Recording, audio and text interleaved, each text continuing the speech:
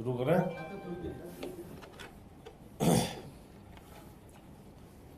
सभी पत्रकार बंधुओं को नमस्कार। आज कुछ महत्वपूर्ण मुद्दों पर आपसे बात करनी है। वो मुद्दे जो इस वक्त देश के लोगों के मन में चल रहा है, वो सवाल जिसको लेकर देश के लोगों के मन में चिंता है और चिंता के साथ साथ दुख भी है। 140 करोड़ हिंदुस्तानियों के मन में यह सवाल है कि भारत की संप्रभुता, भारत का स्वाभिमान, भारत का सम्मान क्या भारत के प्रधानमंत्री नरेंद्र मोदी जी ने अमेरिका के राष्ट्रपति ट्रंप के व्यापार बंद करने की धमकी के नाम पर राष्ट्र के स्वाभिमान और सम्मान से समझौता कर लिया? यह सवाल है 144 करोड़ लोगों के मन में। यह सवाल है एक एक हिंदुस्तानी के मन में। जब यह ऑपरेशन सिंदूर शुरू हुआ, पहलगाम में हमारी बहनों के सिंदूर उजाड़े गए, पाकिस्तान के 4 आतंकवादियों का नाम आया, भारत की सरकार ने कहा एक को भी नहीं छोड़ेंगे, घुस के मारेंगे। पूरे देश की जनता ने कहा घुस के मारो, हम साथ में खड़े हैं। सभी दलों ने कहा, सर्वदलीय बैठक में कहा, बार बार मीडिया में आके कहा घुस के मारो, हम साथ में खड़े हैं। कोई आतंकवादी बचना नहीं चाहिए। और पाक ऑक्युपाइड कश्मीर, पाक अधिकृत कश्मीर जो आतंकवादियों का अड्डा है, जहां से कश्मीर में आतंकवाद फैलाया जाता है, भारत के कश्मीर और दूसरे हिस्सों में, उस पाक ऑक्युपाइड कश्मीर को ले लेना, उसको वापस हिंदुस्तान में मिला लेना। बलूचिस्तान में जो असंतोष चल रहा है उसको अलग कर देना, उसी तरह से जिस तरह से बांग्लादेश को 1971 में हमने पाकिस्तान के 2 टुकड़े करके अलग किया था। यह पूरे देश की भावना थी। ऑपरेशन सिंदूर शुरू हुआ, मैं सर झुका के नमन करता हूं भारतीय सेना को, उनके साहस को, उनके पराक्रम को। 9 आतंकी ठिकानों को 7 मई को पाकिस्तान के अंदर उजाड़ दिया गया। 100 से अधिक आतंकवादियों को मार गिराया गया, उनके सहयोगियों को मार गिराया गया। लेकिन प्रधानमंत्री जी, क्या आपने वो तस्वीर नहीं देखी कि उन आतंकवादियों के जनाजे में पाकिस्तान के सेना के अधिकारी खड़े थे? पाकिस्तान मातम मना रहा था। किसके मरने पे? आतंकवादियों के मरने पे। आप उस पाकिस्तान पे भरोसा कर रहे हैं? पूरे देश को उस वक्त गर्व हुआ। भारतीय सेना लगातार पाकिस्तान के हमलों का जवाब दे रही थी, उनके एयरबेस को नष्ट कर रही थी, उनके आतंकवादी ठिकानों को नष्ट कर रही थी। सेना ने बताया 21 आतंकवादी ठिकाने, पूरे देश के मन में था वो 21 के 21 आतंकवादी ठिकाने पूरी तरीके से ध्वस्त होंगे। हमारे 21 निर्दोष लोग राजौरी पुंछ के एरिया में मार दिए गए।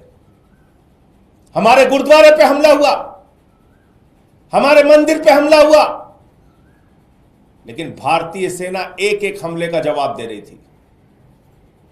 पाकिस्तान को उन्हीं की भाषा में 10 गुना ज्यादा नुकसान करके जवाब दे रही थी। भारत की सेना ने अपने 5 जवानों की शहादत का मुंहतोड़ जवाब दिया। उनके सेना के 5 जवान शहीद हुए। हवलदार शहीद दिनेश शर्मा को मैं नमन करूंगा, पवन कुमार जी को नमन करूंगा, इम्तियाज अली जी को नमन करूंगा। शेख अली जी को नमन करूंगा, सूरज यादव जी को नमन करूंगा।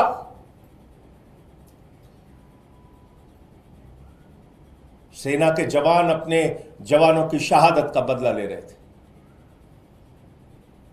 लड़ रहे थे, पाकिस्तानियों को उनकी भाषा में 10 गुना ज्यादा ताकत से जवाब दे रहे थे। और ऐसे समय में जब पाक अधिकृत कश्मीर को भारतीय सेना वापस ले सकती थी, ऐसे समय में जब बलूचिस्तान को पाकिस्तान के नक्शे से मिटाया जा सकता था, अलग किया जा सकता था, ऐसे समय में जब हमारी सेना अपने शौर्य, अपने पराक्रम, अपने बहादुरी का परिचय दे रही थी, प्रधानमंत्री मोदी जी अमेरिका के राष्ट्रपति ट्रंप की मध्यस्थता को स्वीकार करते हुए आपने सीज फायर का ऐलान कर दिया। किसी कंफ्यूजन में मत रहिए, किसी और आदमी ने नहीं, नरेंद्र मोदी ने सीज फायर का ऐलान किया। कोई विदेश सचिव सीज फायर का ऐलान नहीं करता। इतनी सामान्य समझ सबको होनी चाहिए। भले ही भक्त विदेश सचिव और उनके परिवार को गाली दे रहे हैं, उनकी समझ छोटी हो सकती है, तो मोदी जी के भक्त गाली गलौज कर सकते हैं, लेकिन यह निर्णय नरेंद्र मोदी का था। नरेंद्र मोदी ने सीज फायर डिक्लेयर किया। और क्या कहा कल अपने संबोधन में मोदी जी ने कहा, जब पाकिस्तान ने हमसे कहा कि हम सैन्य दुस्साहस नहीं दिखाएंगे, आतंकवादी घटनाओं को अंजाम नहीं देंगे, तब हमने विचार किया सीज फायर के लिए, सीज फायर को स्थगित किया। आप पाकिस्तान पर विश्वास कर रहे हैं? अरे वहां के आतंकवादियों के सामने पहलगाम में हमारी बहनें हाथ जोड़ रही थी, हमारे सिंदूर को मत उजाड़ो, हमारे पति को मत मारो। वो खूंखार दरिंदे आतंकवादी तो नहीं माने, अब पाकिस्तानियों के कहने पे मान गए। वो 4 आतंकवादी कहां हैं जिन्होंने हमारे बहनों के सिंदूर उजाड़े? प्रधानमंत्री जी बताइए, तीसरे देश की मध्यस्थता आपने स्वीकार कैसे की? प्रधानमंत्री जी बताइए, जो आतंकवादी देश है, जिस देश के अंदर लश्कर तैयबा, लश्कर उमर, जैसे मोहम्मद, हरकतुल मुजाहिदीन, सिपाह सबाहा, हिजबुल मुजाहिदीन, ये तमाम आतंकवादी संगठनों का सरगना है पाकिस्तान। आतंकवादियों का प्रमुख देश है पाकिस्तान, आतंकवादियों की पनाहगाह है पाकिस्तान। आप उस पाकिस्तान के ऊपर भरोसा कर रहे हो? और अमेरिका का राष्ट्रपति क्या कह रहा है? अमेरिका का राष्ट्रपति कह रहा है, भारत और पाकिस्तान दोनों महान देश हैं। अमेरिका का राष्ट्रपति कह रहा है, भारत और पाकिस्तान दोनों पावरफुल देश हैं। अमेरिका का राष्ट्रपति कह रहा है कि हमने व्यापार बंद करने की धमकी दी दोनों देशों को और सीज फायर करा दिया। प्रधानमंत्री जी, आपने एक भी चीज का खंडन नहीं किया, एक भी बात का खंडन नहीं किया। शर्म आती है मुझे। 140 करोड़ हिंदुस्तानियों के प्रधानमंत्री हैं आप। दुनिया की 5वीं बड़ी अर्थव्यवस्था है भारत। हमारा एक स्वर्णिम इतिहास है। और पाकिस्तान की तुलना ट्रंप हमारे साथ कर रहा है। 140 करोड़ हिंदुस्तानियों के देश को पाकिस्तान के बराबर लाके खड़ा कर दिया ट्रंप ने, और आपके मुंह से एक शब्द नहीं निकला। वो भूखा नंगा देश जो खाने के लिए मोहताज है, उसको वो कह रहा है वो शक्तिशाली देश है। आपके मुंह से एक भी शब्द नहीं निकला। अरे उस ट्रंप के खिलाफ तो अमेरिकन भी हो गए होंगे। उन्होंने भी सवाल पूछा होगा कि जिस ओसामा बिन लादेन ने अमेरिका पे आक्रमण किया, उसको संरक्षण तो पाकिस्तान ने दिया था। पाकिस्तान आतंकवादियों का संरक्षक है, तुम उसको महान देश कैसे कर रहे हो? ये तो अमेरिकन को भी बुरा लगा होगा, लेकिन आपको बुरा नहीं लग रहा है। आप एक शब्द नहीं बोल रहे हैं। उसके सेक्रेटरी ऑफ स्टेट का क्या बयान है? मार्को रूबियो ये कह रहे हैं, ये 10 मई का ट्वीट है, Indian and Pakistani officials Vance and I have engaged with senior Indian and Pakistani officials, including Prime Ministers Narendra Modi and Shehbaz Sharif, External Affairs Minister Subramaniam Jaishankar, Chief of Army Staff Asim Munir, and National Security Advisor Ajit Doval and Asim Malik.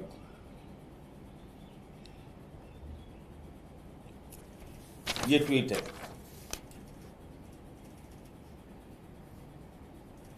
ये America का secretary of state ये कह रहा है मोदी जी की 48 घंटे से बातचीत चल रही थी आप लोगों की।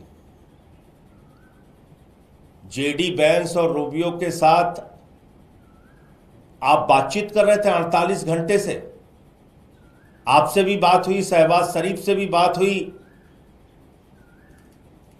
इस ट्वीट में तो साफ साफ लिखा हुआ है, देश को बताइए क्या आपने, जब हमारी सेना पाकिस्तानियों को मुंहतोड़ जवाब दे रही थी, आप अमेरिका के साथ समझौते और बातचीत करने में जुटे हुए थे? इसका जवाब दीजिए प्रधानमंत्री जी। ये बहुत ही खतरनाक बात ट्रंप ने कही है, जिसका जवाब प्रधानमंत्री जी को देना ही चाहिए। ये क्या कह रहा है? With both of these great nations, additionally I will work with you both to see if after 1,000 years a solution can be arrived at concerning Kashmir. Kashmir के मुद्दे पे ये समाधान निकालने की और बातचीत करने की बात कर रहा है। कश्मीर कहां से आ गया? कश्मीर के भारत में जितने भी प्रधानमंत्री हुए कश्मीर के मामले में, लाल बहादुर शास्त्री जी ने 65 और 66 में, इंदिरा गांधी जी ने 72 में, फिर 75 में, फिर 83 में मोरारजी देसाई जी ने 78 में, राजीव गांधी जी ने 87 में, 89 में, 90 में बीपी सिंह जी ने, 91 में चंद्रशेखर जी ने, 94 में पीवी नरसिम्हा राव जी ने, 96 में एसडी देवगौड़ा जी ने, 97 में आईके गुजराल, 99 में अटल बिहारी वाजपेयी जी ने, 2001 में अटल बिहारी वाजपेयी जी ने, 2003 में अटल बिहारी वाजपेयी जी ने, 2009 में मनमोहन सिंह जी ने, 2010 में मनमोहन सिंह जी ने। इतनी बार अमेरिका, ये ऑन रिकॉर्ड बोल रहा हूं, इतनी बार अमेरिका ने भारत पाकिस्तान के बीच मध्यस्थता करने की कोशिश की और हमारे उस समय के तमाम प्रधानमंत्रियों ने अमेरिका की मध्यस्थता को एक सिरे से खारिज करने का काम किया। और आज आपने अमेरिका को चौधरी बना दिया। वो आके चौधराहट कर रहा है, वो मध्यस्थता कर रहा है और खुलेआम कह रहा है कि मध्यस्थता कर रहा है। मेरे 3 सवाल हैं। नंबर 1, जब भारत की सेना पाक अधिकृत कश्मीर पे कब्जा कर सकती थी, पाकिस्तान के 21 आतंकवादी ठिकानों को तबाह और बर्बाद कर सकती थी, आतंकवादियों का पूरी तरीके से सफाया कर सकती थी, बलूचिस्तान को पाकिस्तान के नक्शे से मिटा सकती थी, अलग कर सकती थी, ऐसे समय में आपने ट्रंप के कहने पे सीज फायर की घोषणा क्यों की? नंबर 2, पूरा देश ये पूछ रहा है, ऑपरेशन सिंदूर की शुरुआत तो उन बहनों के माथे के जो सिंदूर उजाड़े गए थे उसके लिए हुई थी, और उन सिंदूर को उजाड़ने वाले 4 खूंखार आतंकवादी कहां हैं? वो पाकिस्तानी आतंकवादी कहां हैं? उनको मौत के घाट कब उतारा जाएगा? नंबर 3, कल जो बात ट्रंप ने कही आपके संबोधन से पहले, यह बताया कि दोनों देशों को व्यापार बंद करने की धमकी देकर उसने सीज फायर करा दिया। अब एक एक हिंदुस्तानी जानता है अमेरिका का पाकिस्तान के साथ जो खाने के लिए मोहताज है उसके साथ कौन सा व्यापार होगा, कौन सा व्यापार होगा ट्रंप का पाकिस्तान के साथ। व्यापार तो हिंदुस्तान के साथ है, उनका लाखों करोड़ का व्यापार है। तो क्या आपको व्यापार की धमकी से सीज फायर करने के लिए उन्होंने मजबूर किया, दबाव डाला आपके ऊपर? नंबर 4, ट्रंप कह रहा है पाकिस्तान महान देश है, शक्तिशाली देश है, इसका खंडन कीजिए। आप खुलेआम कहिए पाकिस्तान आतंकवादी देश है। बुलाइए संसद का सत्र, हम सब मिलकर पास करेंगे, पाकिस्तान को आतंकवादी देश घोषित करेंगे। शुरुआत कीजिए इस बात की। जहां पे आतंकवादियों के अड्डे हैं, जहां पे आतंकवादी संगठन संचालित होते हैं, बोलिए इस बात को। नंबर 5, प्रधानमंत्री जी आपने कहा वो आतंकवादी घटनाओं को आगे अंजाम नहीं देगा, ऐसा पाकिस्तान ने आपसे कहा। वो कोई सैन्य दुस्साहस नहीं दिखाएगा, ऐसा पाकिस्तान ने आपसे कहा। तो मैं आपसे ये पूछना चाहता हूं, जरा इसका जवाब दीजिए। बताइए इस बात को देश को कि जैसे ही सीज फायर का ऐलान हुआ 3 घंटे के बाद सीज फायर का उल्लंघन हिंदुस्तान के कई शहरों में हुआ। कैसे सैन्य दुस्साहस दिखाया पाकिस्तान ने? जवाब दीजिए इसका। आपके गृह राज्य गुजरात के कच्छ में हमला हुआ और वहां के गृह मंत्री को आकर मीटिंग लेनी पड़ी आपातकाल में। उमर अब्दुल्ला जी का ट्वीट आया कि सीज फायर का उल्लंघन हो रहा है। और कल जैसे ही आपने अपना भाषण खत्म किया, मोदी जी आप भाषण देने के एक्सपर्ट हैं, ये मैं जानता हूं, पूरा देश पूरी दुनिया जानती है। भले ही पाकिस्तान के, हिंदुस्तान के ऐसे गंभीर और संवेदनशील मसले पे सर्वदलीय बैठक हो रही हो, लेकिन आप चुनावी रैली करने के लिए, भाषण देने के लिए बिहार जाते हैं। मुझे मालूम है, मुझे मालूम है आप केरल में समारोह को संबोधित करने जाते हैं, आंध्र प्रदेश में समारोह को संबोधित करने जाते हैं। मुझे पता है आप सर्वदलीय बैठक से गायब रहते हैं, लेकिन मुंबई के फिल्मी सितारों को संबोधित करने के लिए जाते हैं और भाषण आप अच्छा दे लेते हैं। कल जैसे ही आपने अपना भाषण खत्म किया, जैसे ही आपका भाषण खत्म हुआ, तुरंत उसके बाद पाकिस्तान ने फिर से सीज फायर का उल्लंघन किया। अमृतसर में जो इंडिगो की फ्लाइट उतरनी थी वो नहीं उतर पाई, ब्लैकआउट हो गया वो।